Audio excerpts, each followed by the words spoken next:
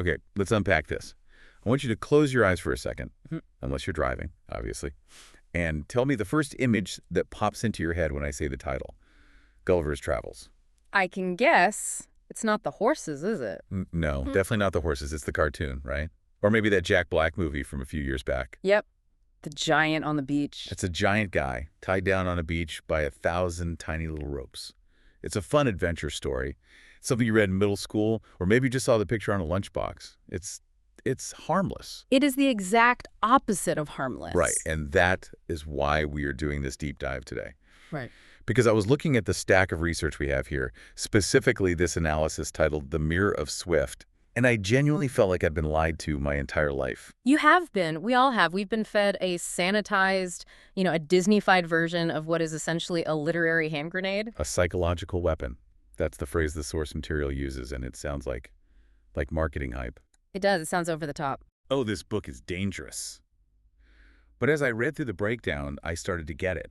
This isn't a bedtime story. It's a trap, isn't it? It is a trap, and it's a trap that Jonathan Swift, the author, designed with absolute chilling precision back in 1726. And it still works. And the terrifying part, the part that kept me up last night while prepping for this, is that the trap still works. Most of us, even 300 years later, are walking right into it and snapping it shut on our own legs. So the mission for this deep dive is pretty specific. We are going to debunk the lie that Gulliver's Travels is just a cute story about tiny people. We're pulling back the curtain. We're going to look at it as a test that determines whether you are a rational human being or just an animal that thinks it's rational. And spoiler alert, Swift stacked the deck. He expects you to fail. He wants you to fail. Okay, so let's get into the opening hook here, because I think a lot of listeners might be thinking, okay, it's an old book. Why do I care? I have modern problems. And that's a fair question. But the source material boils this down to a single devastating sentence. It says, Swift wasn't describing the 1700s. He was describing you right now scrolling through your phone. It sounds hyperbolic, right? To say an 18th century Irish clergyman predicted Twitter or X or whatever we're calling it today. But when you look at the mechanics of the book, the parallel is, it's undeniable. How so? I mean, that's a huge claim. The source argues that Gulliver's Travels is the most accurate depiction of online culture ever written before the internet even existed. It's uncanny. So how does a book from 1726 predict a Twitter fight? What's the mechanism? It comes down to self-perception. That's the core of the psychological weapon. When we go online or when we engage in political debates, what's our default position? We're the sane one. Exactly. We think we are the observer. We think, I am the rational one. I am looking at these idiots arguing. We think we are Gulliver, the calm, civilized Englishman, looking down at the strange natives. Holding the microscope. Look at these crazy people screaming in the comments section. Precisely. But Swift's genius is that he proves, page by page, that you are not the observer.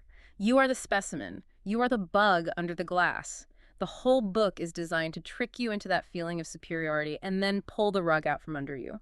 The source gives this specific example that really hit home for me. It says, if you've ever seen a trivial online argument destroy a real-world relationship, you have already lived through the plot of Lilliput. And think about that for a second. Think about the last time you saw a comment section just completely explode. Every day. Right. I'm talking about people wishing death on each other, friendships ending, people getting blocked, reputations destroyed. And if you actually scroll back to the top to see what started it all, what is it usually? It's almost always something incredibly small. A slightly wrong word choice. A take on a movie. Someone liking the wrong tweet. Exactly. Swift saw that human tendency, that narcissism of small differences, and he realized it wasn't a glitch in our programming. It's a feature of our species. We take the trivial and we elevate it into a matter of life and death. So if you want to understand why modern discourse feels so toxic, so broken, you don't need a sociologist. You need Jonathan Swift. He wrote the manual 3 centuries ago. Okay, so before we completely ruin everyone's self-esteem, and we will definitely get there, we need to orient ourselves. Let's do a quick summary of the actual book, because I'll be honest, before this deep dive, my memory was basically tiny people, then big people, then horses. That's better than most. A lot of people just stop after the tiny people. But yes, let's map it out. We'll do a non-spoiler overview first, just the setup. So the premise is actually very standard for the time. Very much so. You have our main character, Lemuel Gulliver. And he's just a guy. Right? Right? He's not a superhero. He's not an adventurer by choice. Far from it. He's the everyman. He's a surgeon, a sea captain, a perfectly ordinary, practical Englishman. He counts things. He measures things. He's not a poet. He's a guy you trust to fix your leg or sail a ship. He is aggressively normal. Which is important. We trust him because he's normal. That's the key. And he goes on 4 voyages. 4 voyages, 4 disasters. In each one, he shipwrecks or gets abandoned, and he washes up on some strange island. First stop, Lilliput. The land of the tiny people. 6 inches tall. This is the one on lunchboxes, the one everyone knows. The famous one. Second stop, Brobdingnag. The flip side. Oh. The land of the giants. Now, Gulliver is the toy, the little pet. Then the third stop, Laputa. This is the weird one people forget. The floating island of the scientists and intellectuals. It's essentially sci-fi, which is strange for a book from the 1720s. It is deeply strange. And finally, the 4th voyage, the land of the hoodlums. The talking, rational horses. And the yahoos. The mute, filthy, brutish humans called yahoos. Now, the vibe at the start. It feels like an adventure, right? It feels fun. It does, and that's part of the trap. It feels like a standard traveler's tale, which was a massive genre in the 18th century. It was the pop culture of its day. Like Robinson Crusoe. Exactly like Robinson Crusoe. It invites you in with this sense of wonder. Look at the weird things in the world. Look at these funny little people. But then, the descent happens. And here's where we have to get into the spoiler section. If you haven't read the book, knowing the ending is actually critical to understanding why we're even talking about it. Because this doesn't end like a Marvel movie. Oh no, it ends like a David Lynch film. It stops being funny and it becomes a horror story. Not a jump scare horror, but a philosophical horror, an existential horror. The progression is very specific. Gulliver starts out proud. He's proud of being English, proud of humanity, proud of European civilization. But by the end, after he's seen all these reflections of himself, he returns home and he is utterly broken. The ending described in the notes is just heartbreaking. I mean, it's bleak. He gets back to England. He's safe. He sees his wife and kids, whom he hasn't seen in years. And he nearly vomits. He can't stand the sight of them. He views them as yahoos. The same creatures from the island? Yes. He views his own family as filthy, irrational animals. He cannot bear their smell. He cannot bear their touch. He writes about the deformity of their faces. So the final image of this children's book is a man sitting in a stable. Yes. A man who buys 2 horses, and he spends hours every day talking to them. He prefers to eat his dinner in the barn talking to his horses rather than sit at a table with his own wife and children. That is just profoundly dark. It's the ultimate alienation. The book lures you in with fantasy and adventure, and it ends by making you disgusted by your own species. You, the reader, end up alone in the stable with Gulliver. That's the destination. So who does that? Who writes a book that seems to hate its own readers? Let's talk about the author, Jonathan Swift. Jonathan Swift, born 1667 in Dublin, and you not understand his position to understand his anger. He was a man caught in the middle his entire life. An outsider. A permanent outsider. He was born in Ireland, but he was part of the Protestant English ruling class there. So in Ireland, he was seen as an Englishman, part of the colonizing force. But when he went to London, they looked down on him as an Irishman, a provincial. So he was never fully at home anywhere. He was always on the outside looking in, which is the perfect perspective for a satirist. And he was a clergyman, right? The dean of a cathedral? Yes, the dean of St. Patrick's Cathedral in Dublin, which is a very high religious position. But his real passion was politics. He was deeply entangled in the dirty, backstabbing world of London politics. Our notes say he saw statesmen up close and realized that, and I'm quoting here, elegant speeches often hid shabby motives. That was his driving force. He hated hypocrisy. He hated it more than anything else in the world. He would watch politicians make these grand patriotic speeches about the good of the nation. And then what? And then he'd watch them behind the scenes, robbing the country blind the next day, promoting their idiot nephews, lying to the public. Yeah. He wasn't a gentle humorist like, say, Mark Twain. He wasn't trying to make you chuckle. He was trying to hurt you. He was the guy who wrote A Modest Proposal, right? I remember reading that in school and being totally confused for the first 2 pages.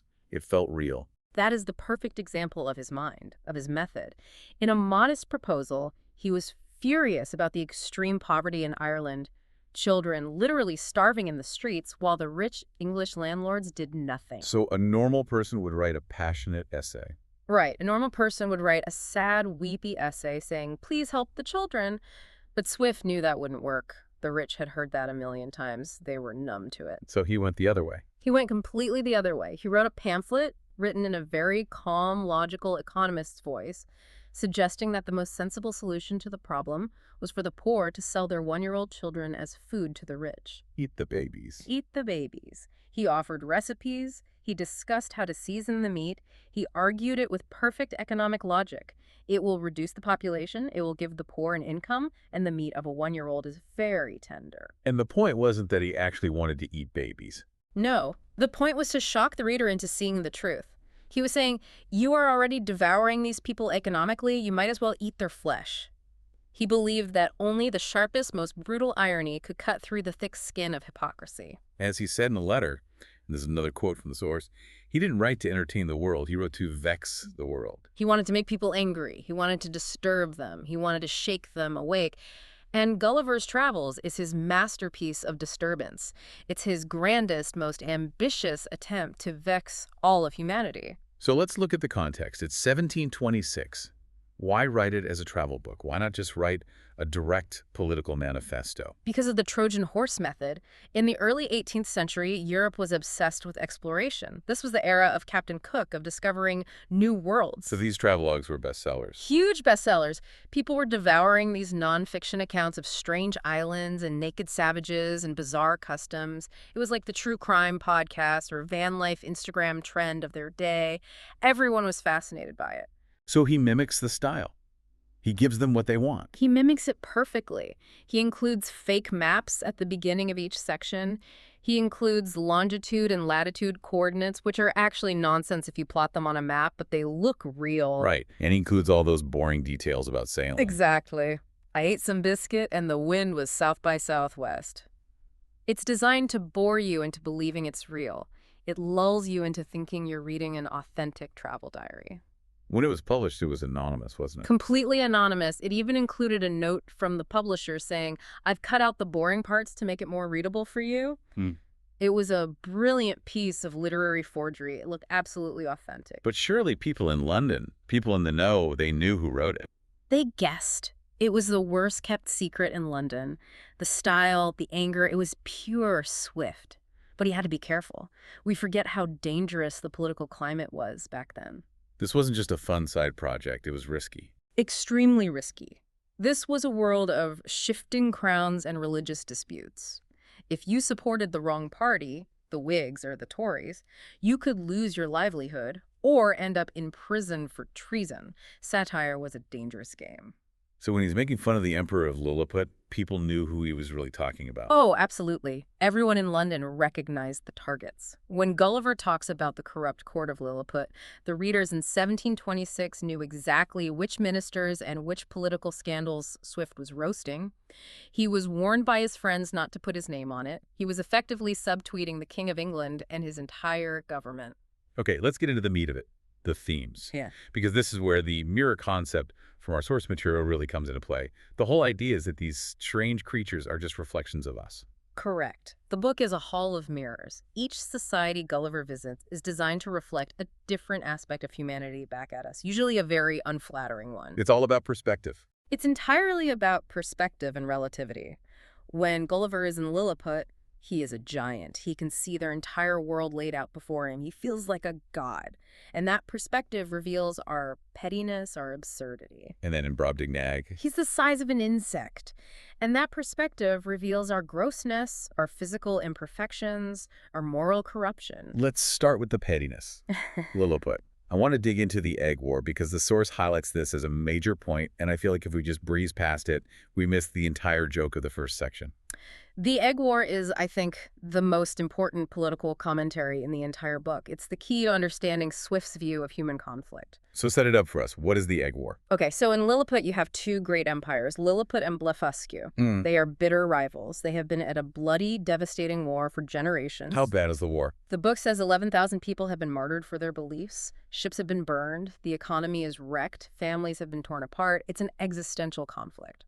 And the cause of this massive multi-generational war is... The cause is a religious disagreement over which end of a boiled egg you should crack before you eat it. the big Indians versus the little Indians. Yes. The story goes that their holy text, the Brobdingnag, says that all true believers shall break their eggs at the convenient end. Which seems reasonable, open to interpretation. Very. But the current emperor's grandfather, when he was a boy, cut his finger while breaking the big end of an egg. So his father, the emperor at the time, passed a law. All citizens, upon great penalties, must break the small end of their eggs. And people rebelled over this. Violently. There were civil wars. People who insisted on breaking the big end. The big endians were exiled. They fled to the rival empire of Blefuscu, who took them in and now uses the conflict as an excuse to wage war on Lilliput. It sounds absolutely ridiculous. I'm going to kill you because you crack your egg wrong. It is ridiculous. And that's the trap. You, the reader, are Gulliver.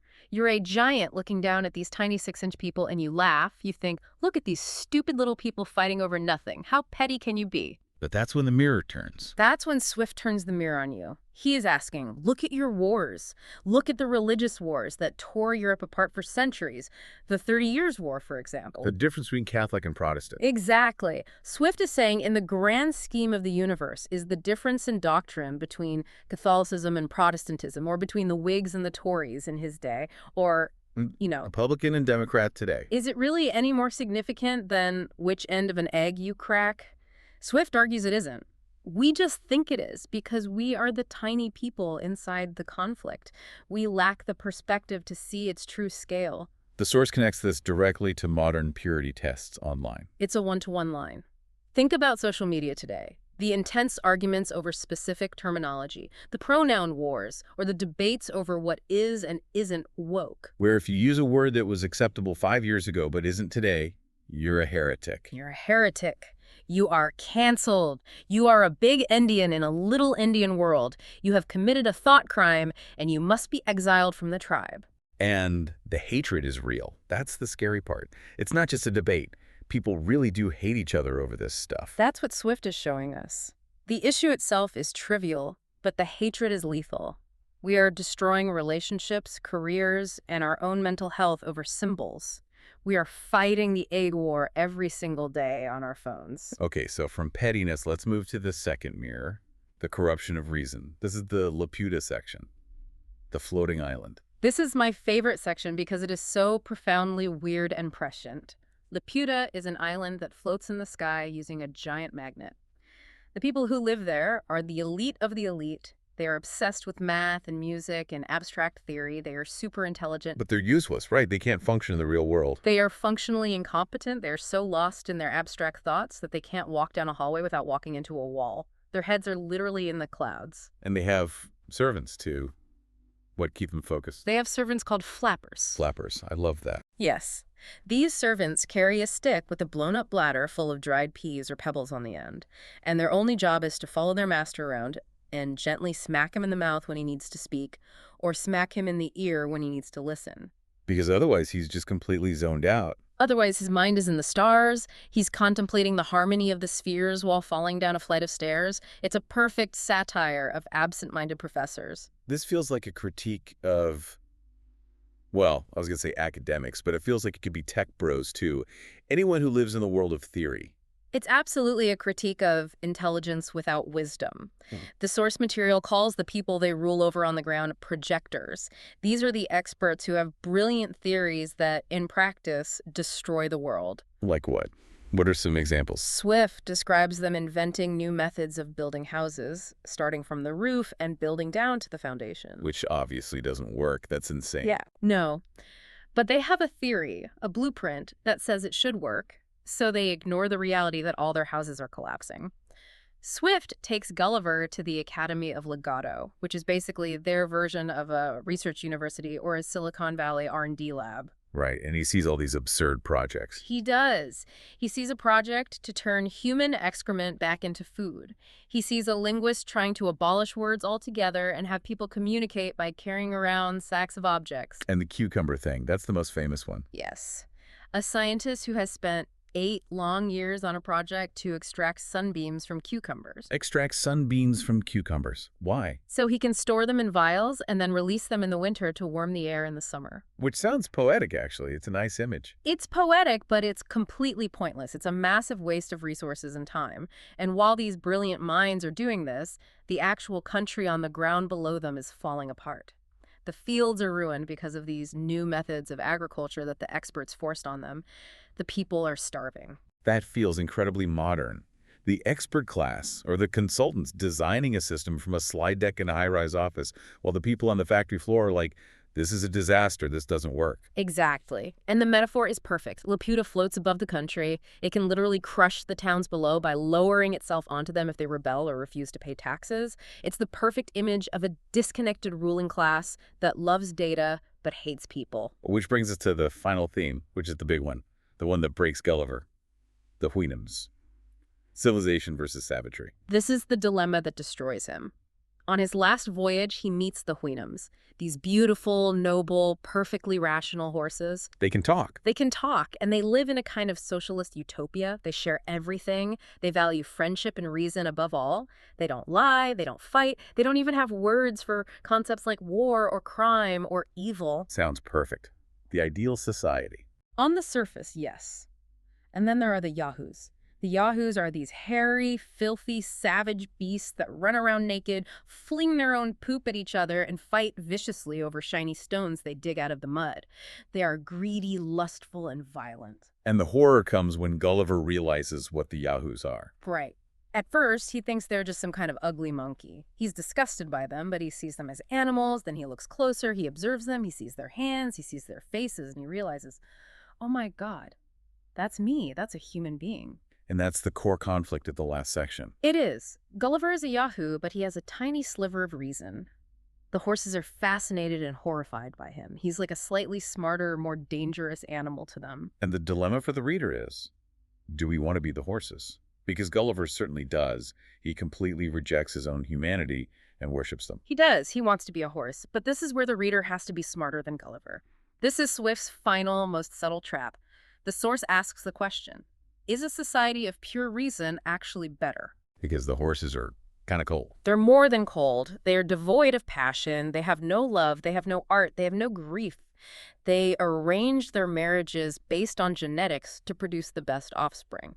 When a loved one dies, they feel no sadness because it's an irrational emotion. And they discuss exterminating the Yahoos. Yes. Towards the end of the book, they hold their great assembly and calmly debate whether they should exterminate the entire species of Yahoos from the face of the island because they are a pest. That's genocide. It is. But to them, it's just logic. These things are pests. Logically, we should remove them. Swift is showing us that pure reason, untempered by empathy, by mercy, by the messy irrationality of love, is just a different kind of monster. Let's dig into the characters a bit more. We've talked about Gulliver's arc, but I want to touch on the King of Brobdingnag again. Because in a book full of crazy people, corrupt leaders, and cold logicians, he seems like the only sane one. He is the moral center of the book. He's a giant 60 feet tall. You'd expect him to be a terrifying monster. But he's actually a philosopher king. He's thoughtful and compassionate. And he's the one who gets to judge humanity from his giant perspective. Exactly. There's this incredible scene where Gulliver is sitting on the king's table, like the little action figure, and Gulliver, still proud of his country, starts bragging about England. We're so great, we're so advanced, we have a parliament and laws. Gulliver explains our whole system, our politics, our courts, our religious wars, our national debt. And then, trying to impress the king, he talks about our greatest invention, gunpowder. Oh, no. He describes in detail how we can use cannons and bombs to blow up entire armies, sink 100 ships, destroy cities, and kill thousands of people in an instant. And he expects the king to be amazed. He offers to teach the giants how to make it. Look at our technology. Look at our power. And the king is not impressed. He is utterly horrified. He picks Gulliver up in his hand, holds him close to his face, and says effectively, "You are a tiny, impotent insect. You have no physical strength. And yet you have cultivated these arts of destruction? Your history is nothing but a heap of conspiracies, murders, massacres, and revolutions. You are monsters." That famous quote, "the most pernicious race of little odious vermin." That nature ever suffered to crawl upon the surface of the earth. That line is Swift speaking directly to the reader. That is the verdict on humanity from the wisest character in the book. Let's talk about the style for a second. Yeah. Because the source mentions this zoom effect. And honestly, some of the descriptions in the book are gross, like physically revolting. They are. Swift was obsessed with the grossness of the human body. He had a real fixation on it. When Gulliver is in Brobdingnag, the giants treat him like a pet doll. But because they are so big and he is so small, he sees them with a terrifying high-definition clarity. The microscope effect. Exactly. He sees the queen eating her lunch. To her, she's taking a dainty bite of a songbird.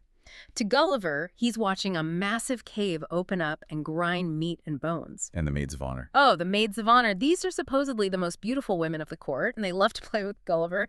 They undress in front of him because he's like a toy, and he sees everything. He sees their pores, and he says the pores are big enough to stick his head into.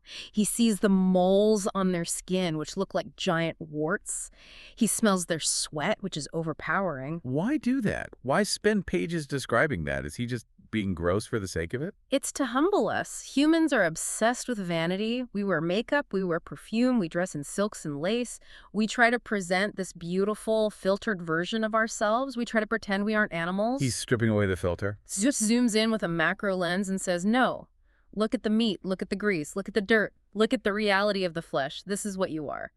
It's the ultimate no-filter photo, designed to shatter our pride. There's also the style of what the source calls bureaucratic cruelty. That part in Lilliput gave me chills when they decide to get rid of Gulliver. Oh, this is the most modern horror in the book, I think. So the ministers of Lilliput decide Gulliver is too expensive to feed, he eats too much, they want to kill him. But they can't just kill him, it would look bad. Right. They don't want to look like bad guys. They want to appear merciful and just. So they hold a series of high-level meetings. They debate the issue. They write up a formal decree. What was their version of mercy? They decide that out of the kindness of their hearts, they won't execute him outright. Instead, they will surgically blind him by shooting poisoned arrows into his eyes. Blind him. Yes, because if he's blind, he can't escape, but he can still be useful. He can still pull their ships. And then they will slowly reduce his food rations every day so he starves to death over a period of a few months. But it's a slow, managed starvation. Exactly, a humane starvation. And they will give him an honorable burial. And they write this up in fancy legal language. Yes. The articles of impeachment are written in this very formal, professional, legal language, whereas it has been decreed. It's written like a corporate memo laying someone off. It's chilling. It's swift, showing how civilized language and bureaucracy can be used to mask absolutely barbaric actions.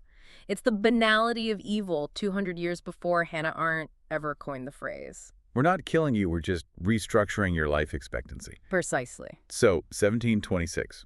The book comes out. What happened? Did people get it? It was an instant sensation. The first printing sold out in less than a week. It was the talk of London. Everyone was reading it, from the street sweepers to the princesses in the royal court. But did they get the joke?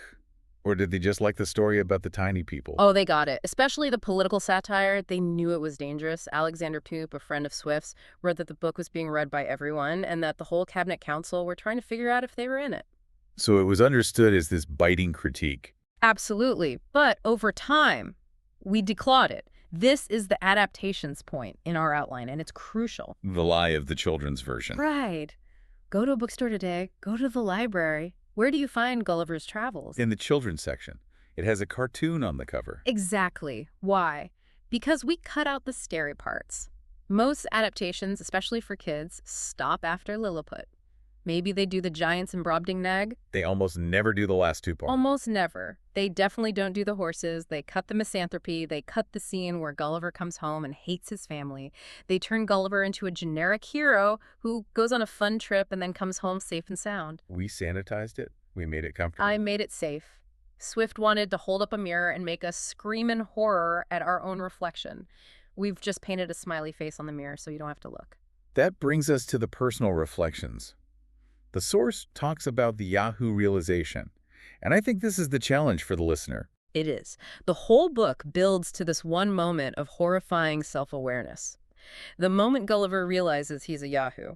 He realizes that despite his clothes, his language, and his reason, he is fundamentally just a naked ape driven by the same greed, lust, and violence as the creatures in the mud. And the source asks, when you look at your political enemies, do you see Yahoos? This is the trap we all fall into. If you look at the other side, the people you disagree with on Twitter, the politicians you hate, and you think, they are animals, they are irrational, they are filthy, they are not fully human, then you are falling into the exact same mindset that destroyed Gulliver. You are dehumanizing them. And once you dehumanize someone, you can justify anything. You're no longer the rational observer. You've become a Yahoo yourself, fighting over shiny pebbles. And that leads to the stable. That leads to isolation. That leads to isolation. If you decide that everyone else is a monster, a Yahoo, you end up alone talking to horses because they're the only ones pure enough for you. It's a dead end. Before we wrap up, we have to hit the fun extras. The stuff that usually gets cut from the adaptations but is so fascinating and weird.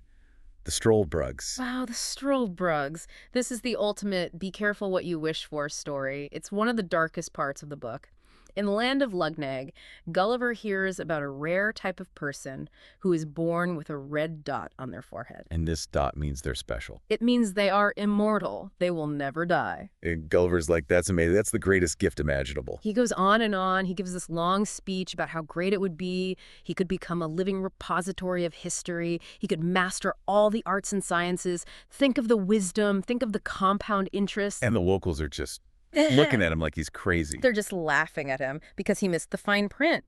The twist is they are immortal, but they don't stay young. There it is. They keep aging forever. They get to 80, then 90, then 200, then 400. They lose their teeth. They lose their hair. They lose their memory. They become demented, bitter, nasty, and jealous of anyone who has the gift of death.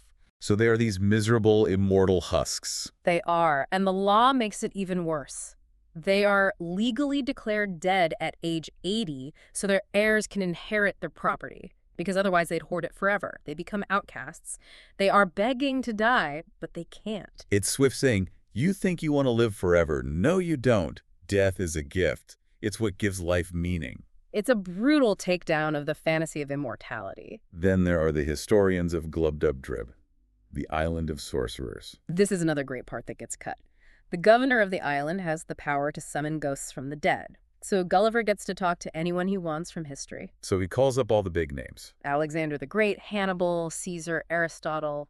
And what does he find out? He finds out history is a lie. It's all a lie. He finds out that the great heroes were actually cowards, that the noble battles were started because a king wanted a new mistress or a minister had a gambling debt. He talks to famous commentators who wrote books about Aristotle. And then he talks to Aristotle himself. Now, what does Aristotle say? Aristotle says, I have no idea who these guys are, and everything they wrote about me is wrong. That is Swift telling us, don't trust the history books. Don't trust the experts. They are written by the victors and the flatterers. The truth is much uglier. It's radical skepticism. And finally, that phrase again, the thing which is not. The Houyhnhnms phrase for a lie, they have no word for lying. They have to say, he said the thing which is not. Why is that so important? Because to them, the entire purpose of language is to communicate facts about reality. If I say, the sky is green and the sky is blue, I have not communicated, I have made a noise that is contrary to fact, so why would any rational being do that? They literally can't comprehend deception. They can't. And that inability highlights how much of our human culture is built on deception. Little white lies. Politeness, nice to see you, I'm fine. Politics, advertising, romance.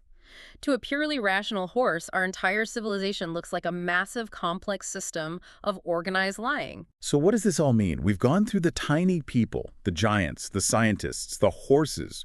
We've seen the mirror turned on us again and again. It means Swift didn't write this to make you smart. He didn't write it so you could get a good grade in English class. He wrote it to make you afraid. Afraid of what? Afraid of yourself. Afraid of your own capacity to be a Yahoo. Afraid of how easily your reason can be hijacked by petty tribalism. Afraid of how quickly you can get sucked into a new egg war. The source ends with a really provocative thought. It calls it the ultimate test. Right. The test isn't in the book. The test is what you do after you've understood the book. The test is close the podcast, open social media, look at the arguments, look at the people screaming at each other. Are you breaking eggs? Are you breaking eggs? Are you dancing on a tightrope for political favor? Are you looking at the other side and seeing yahoos? It's haunting to think of Swift as this departed Irishman watching us from the grave. And he's not surprised. That's the kicker. He wouldn't be shocked by Twitter. He wouldn't be shocked by our polarized politics. He'd just nod, maybe take a sip of wine, and say, I told you 300 years ago, you're yahoos. Well, on that cheerful note. Yeah. Seriously, though, this changes how I see the book completely. It's not a travelogue. It's a diagnosis. It's a diagnosis of the human condition. And the diagnosis is not good. But being aware of the disease is the first step. Look in the mirror, see what's really there, and try not to crack your eggs at the wrong end. That's it for this deep dive into Gulliver's Travels. Hopefully you're feeling a little more rational, or at least a little more aware of your inner Yahoo than you were an hour ago. Thanks for listening. Thanks.